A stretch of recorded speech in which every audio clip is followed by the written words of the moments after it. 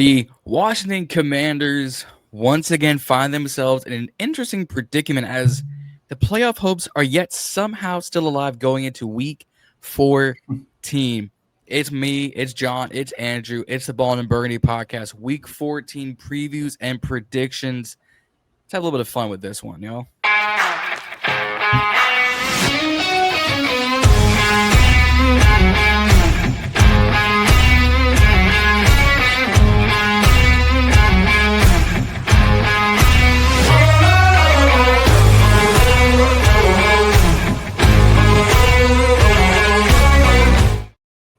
Jon, that's my first time seeing the intro live. That was exciting.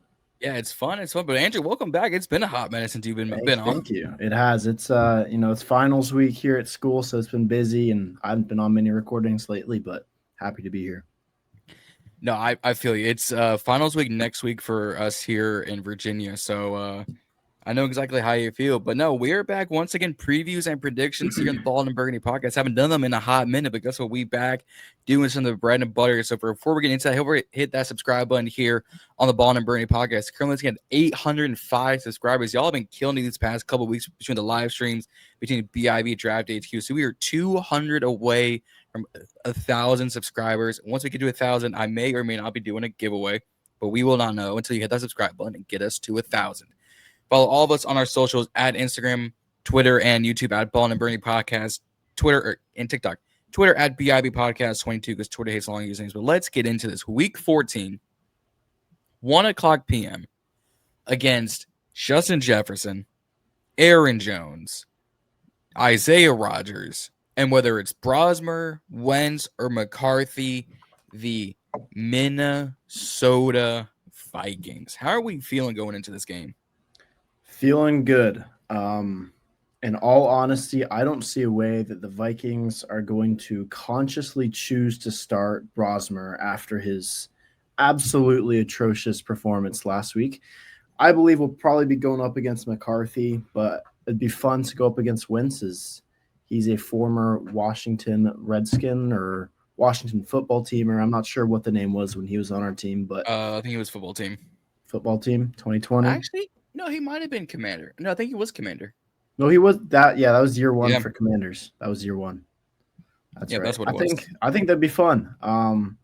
We're gonna play well. There's a good chance that we get Jayden back. Terry's healthy. A lot of these guys that have been missing due to injuries are finally coming back and making an impact on the team. So I'm optimistic. I think it's going to be a strong week for us. The Vikings are not a great team, and we're shaping up to be a lot better.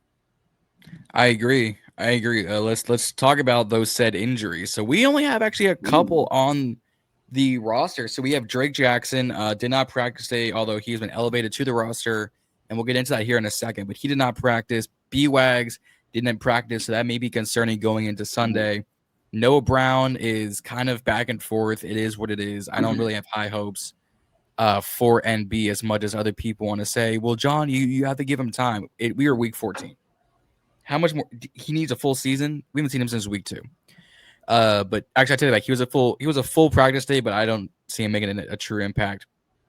JD5, Jayden Daniels, full practices today on that left elbow, but we will still see if we see him on Sunday. And then Kinlaw, Luvu, and get our long snapper back in Tyler Odd. They were full practice, so that is very good news for us. And the Vikings, they don't necessarily have a whole bunch of injuries either. Donovan Jackson, their rookie offensive guard, was limited practice. Levi Drake Jackson or Rodriguez, a D lineman didn't practice. Josh Mattel, a safety, was limited practice. Jonathan Grenard, their outside linebacker who really plays edge, was limited practice. Aaron Jones was limited. Theo Jackson was limited. JJ was limited. And then Christian Darrisaw did not practice. So we could be seeing Max Brosmer once again on our television screens at 1 o'clock on Fox against us, which if that's the case, we going hunting. I wouldn't say our defense is as good as the Seahawks defense this year, but with Dan Quinn as our current defensive coordinator, I think if we go up against him, it's going to be ugly again. Yeah. if it is Brosmer, like he'll probably do a little bit better against our defense, but I could still see him throwing a pick or two, which is what we need is a good turnover. He had 4 last week, right? Yeah, against Seattle. One of them was a really horrible pick six. No, I saw that one. That was hilarious. That one was just rough. But the other big piece of the puzzle earlier today, and when this comes out, it'll be obviously Thursday afternoon. We released Darnell Savage, safety number 25, who by all accounts was actually doing really well in our secondary with Will Harris out, with Quan Martin being serviceable, if you want to call it. But he requested his release earlier today. We granted it, and in doing so, we brought Drake Jackson up to the roster. How do you feel with Savage gone actually off the roster? Yeah, I'm gonna be a little bit honest with you. I'm a little confused. He requested a trade. He didn't really request to be cut. Am I correct? I think he requested his release this morning. I didn't hear anything about a trade, but I think he requested his release. The only post I saw about it said that he requested a trade, but that could have been phrased differently than it actually occurred. Yeah, I mean, he's been a solid rotational piece in our defense. He hasn't been a superstar. He hasn't been a consistent starter, but he's someone that I would assume Dan Quinn would want on the roster. So I think it's admirable that we are granting his request if he wants to be with a different, more competitive football team right now. But I mean, at the end of the day, I'm a little confused by the move because our DB room right now is not strong, and I don't see why we're releasing and cutting some of our safeties. Nope. Earlier today from Aaron Wilson, that really got the news going. NFL veteran Darnell Savage has requested to be released, and the Commanders are expected to grant his release per league source at KPR2 Houston, which is down in Texas. So he asked for his release. That makes more sense. He would be hard to trade just because he's not someone that teams would really want to trade for. Yeah. No, and we're well past the trade deadline, so it's not even like we could get him off the books until next. Right. I was thinking it'd be like a off-season type of deal, but they just went for it. Hey, he wanted out. I don't blame him, but someone in the comments made a good point, and if I make this a clip out, this will make more sense. At Hale, Maryland, made a good point. So Lord Commander 999 said Dan Quinn won't take Wagner off the field, and now he's strictly running zone with 3 linebackers on the field. Savage is the on man out. Shame. Not wrong. Not wrong whatsoever. Not at all. And especially with Will Harris coming back, I got no issues with it actually. Yep. No, I see it. I mean, that scheme under Dan Quinn is changing. It's not like it was under Joe Witt, and it's better. So at the end of the day, I'm going to trust his moves and what he thinks is best for the team more than my understanding of the situation. Yeah, I agree. It's unfortunate because I think he was actually doing pretty well back there, all things considered. But I mean, we was pretty much brought in to patch up the Will Harris mold, and he did it actually to a really good ability. Not the greatest, but when you go from Quan Martin to Darnell Savage, we all are like, yeah, I'm here for it. Did his job to an extent. Yep. Did his job good. But going into this game, we are going to see actually a familiar face. Because for those who forget, who did we release in the offseason, let his contract expire? We let 9-3 Jonathan Allen. We'll see him on Sunday because he is listed actually as a defensive end on their depth chart, but it's because they run a 3-4, so nose tackle to DN. So it's Javon Hargrave and Jonathan Allen on the other side of Jalen Redmond. So it's really a 3 D tackle set. But how are we is this a revenge game, or is this just like it was a business decision? I ain't making a hard press about it. No, I like to think about it as a revenge game. I honestly hope we shut that guy down. And a lot of you seeing this have probably seen my clip that gained some popularity about releasing him and Payne, both when they were 2 of our best defensive players. Look how Mhm. it shaped up. I mean, that was not a bad take at all. I'm not a fan of that guy. He's got a negative mentality, not someone that I want on our team. Glad we got rid of him. Hope we shut him down. Yeah, you between TikTok, YouTube, and Instagram, you've been like infamous for that one reel, like So 2 years. that one clip, yeah. That one clip got us like viral for like a hot minute. And I was like, oh, I love a good hot take. Let's do But well. looking into it does so well. But going into their defense, we'll stick with the defense and move on to the offense here in a second. Like I said, John Allen, Jalen Redmond, Javon Hargrave, Jonathan Grenard, Blake Cashman, Eric Wilson, Andrew Van Ginkel, Isaiah Rogers, Metellus, the old man, Harrison Smith, Byron Murphy Jr., Theo Jackson. It is actually a well-rounded defense. Problem is they are 4-8, and it's not really because of the defense. Yeah, that offense has been shaky. I think that's the reason for most of their struggles this season. I forgot that they got Byron Murphy Jr. Yep. How's he been this season? Is he hanging in there? For this team, he's hanging in there right now. I'll pull up his stats just real quick. 38 solo 38 solo tackles, 55 total, 3 passes deflected. Like as a corner, it is what it is. Like nothing out of this world. But again, when this team has been trash, there's not a whole lot of bright spots to look forward to. Yeah.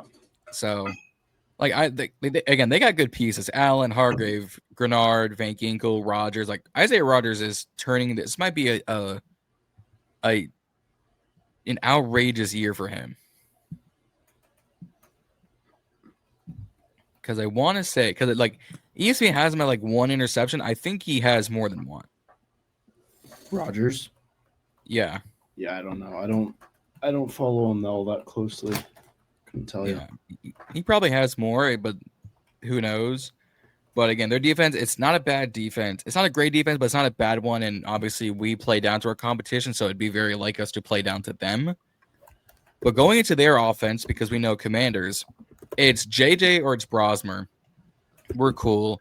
It's Aaron Jones, it's Jordan Mason, Jefferson, Addison, Naylor, Felton, Hawkinson, CJ Ham, and then we'll see if they have Darisaw or Jonathan Jackson back, but they still got Ryan Kelly, Will Fries, and Brian O'Neill. So their offensive line is still a good offensive line. So we kind of need our defense to get after Brosmer, get to JJ, whoever you want to put at quarterback back there. We've got to have at least a 2 to 3 sack game. And honestly, that has not been a consistent thing for us is sacks, defensive end pressure. I'm a little worried about it, but I'm also at the same time not worried about it because it's the Vikings.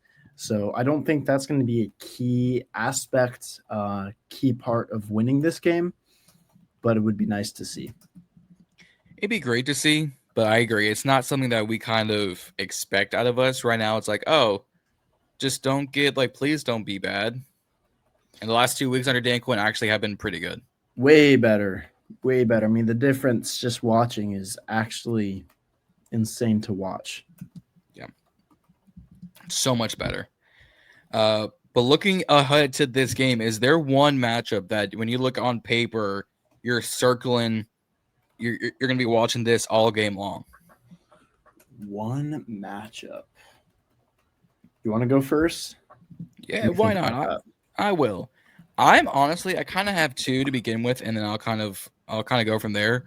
One, it's really going to be their all O-line versus their D-line, whether it's Tunsil, whether it's Connerly, Paul, Biadash, and Cosme versus Allen, Redmond, Hargrave, Grenard, Ginkel. And Ivan Pace too. Like Grenard is quietly one of the best edge rushers in the league. I take that back. He has 2 sacks on the year. I'm thinking of someone else, but he'll still get pressure. Jon Allen will get home sometimes. Hargrave will get home sometimes. So I'm curious what our offensive line is going to do against this defensive line.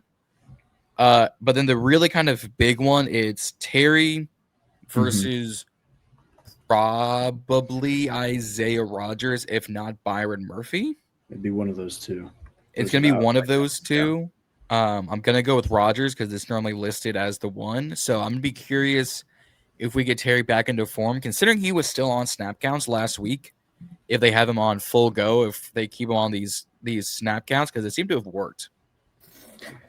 Yeah, that's what I was just looking up is Vikings cornerback chart, and it does look like he'll probably be going up more against Rodgers.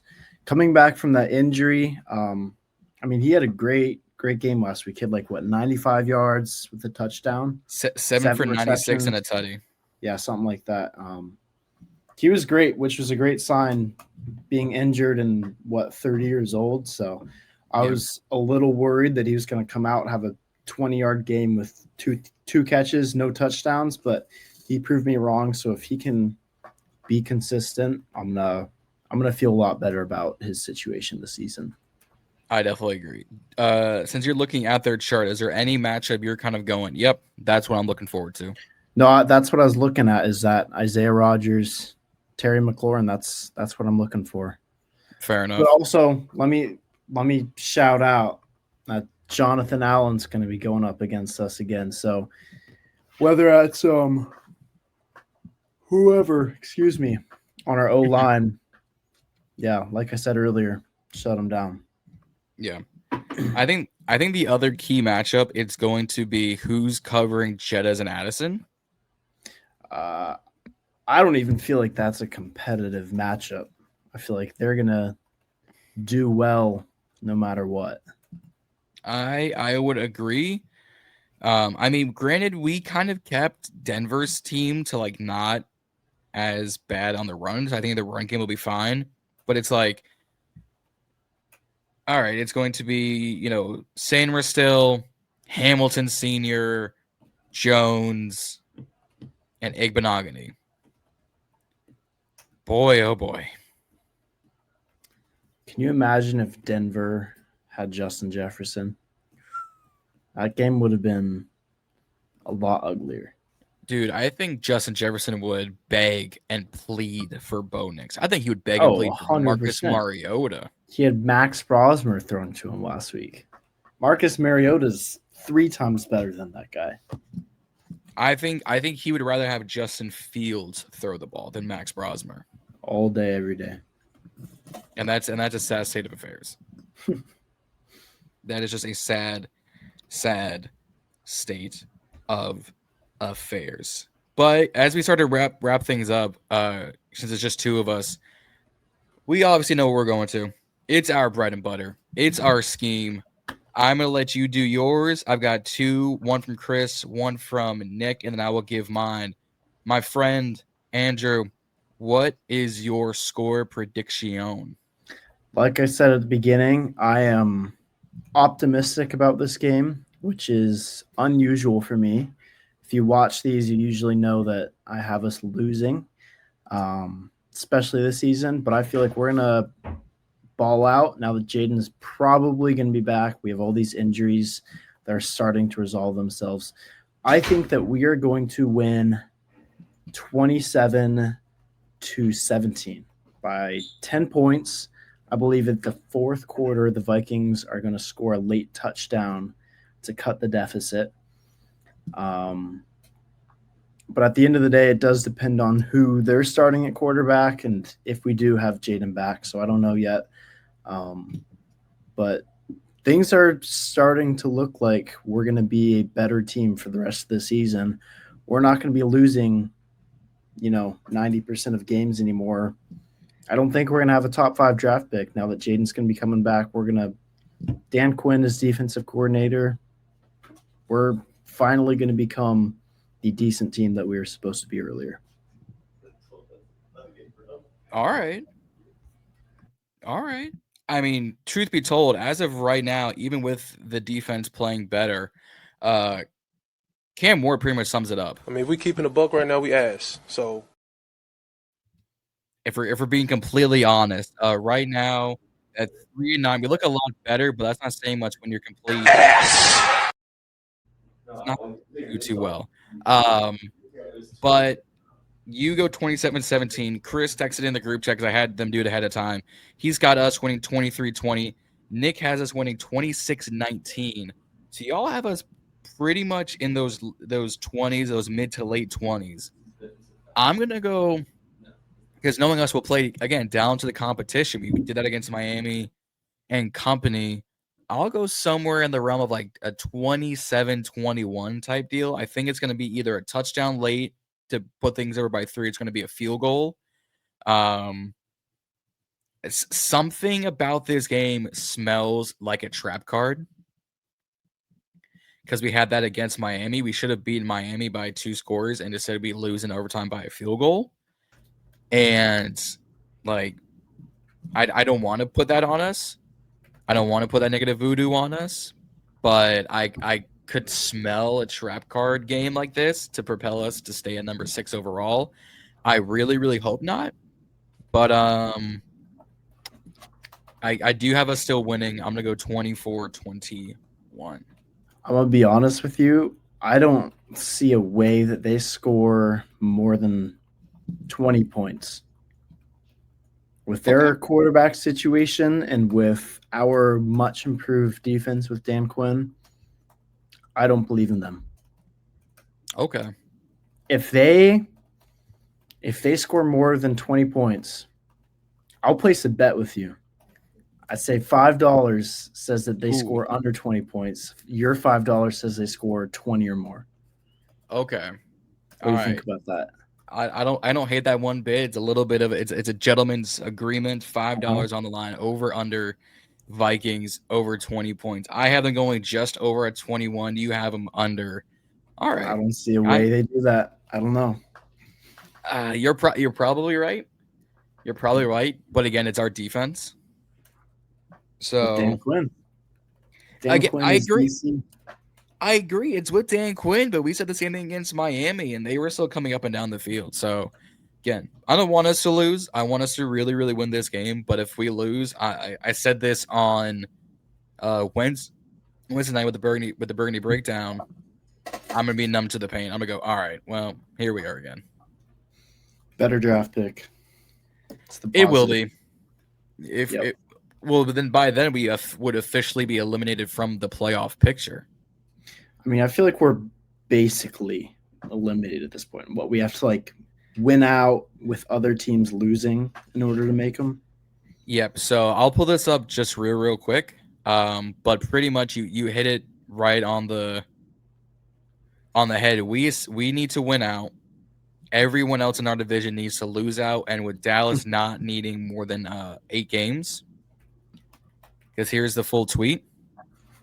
It's again, we need to win out because we're eliminated from the wild card. We have to win the division. We must win the division, so we have to sweep Philly. We have to win or tie at Minnesota. Philly has to win or tie with or lose to the Chargers and to the Raiders soon. Dallas has to lose tonight to Denver, which I have a feeling they will. And Dallas would pretty much have to go 7-8-2 or 7-8-1 or 8-9-1 to have us win the division. I still think I kind of need Dallas to win the division if we get eliminated within the next 2 weeks.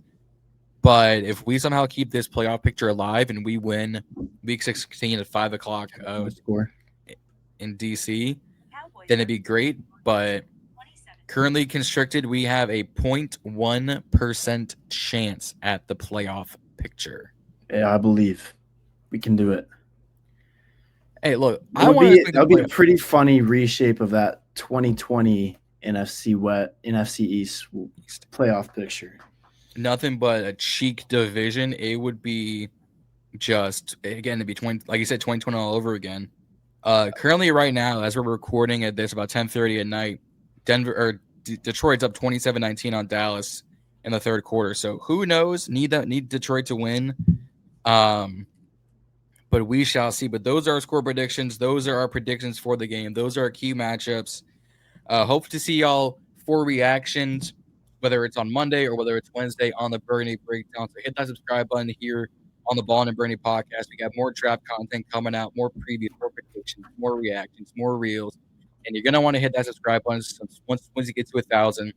Gonna probably do a giveaway, but you won't know the details until we get towards that 1,000 goal. But looking forward to Sunday. Let's pray for a win. Let's hope for a win. Let's hope for my $5 sake that they can score more than 20 points. If not, Andrew became $5 richer in this case. That's going to go right back to gas money, probably. Probably food, if I'm being honest. I just bought Andrew like a $5 biggie bag from Wendy's, pretty much. Sweet. Probably McDonald's. We'll see. Oh, the $5 meal deal? That's my go-to. Oh, yeah. Yep. It's well worth it. But, guys, look forward to Sunday. Raise hail going into the game. And don't forget to stay ballin'. We will see y'all out there.